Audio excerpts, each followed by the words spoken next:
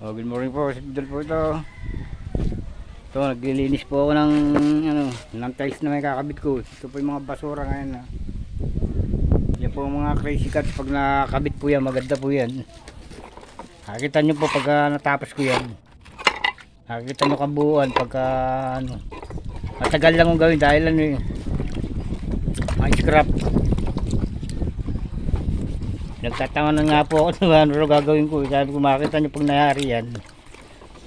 Ngayon yung iba nakita na nga po sa maganda raw pala pagka naayos.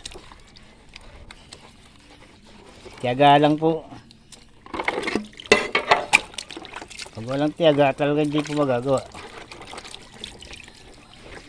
Lahat ng bagay po ay magagawa pagka ginusto po, pagka gustong gawin. Pagka ayaw may paraan. Pag may gustong gawin may paraan. Yan po ang kasabihan natin. Sa akin po maraming paraan pagka gusto kong gawin. Walang hindi po sa akin.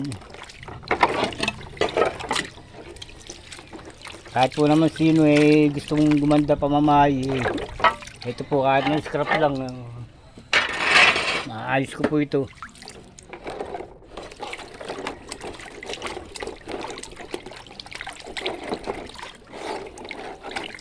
Pag po nakikabit ito maganda ito.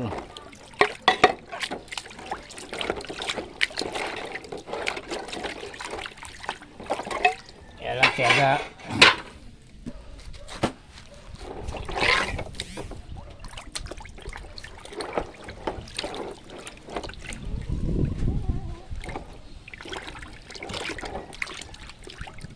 Lahat yung mga kinabit ko nilinis ko muna rin yun.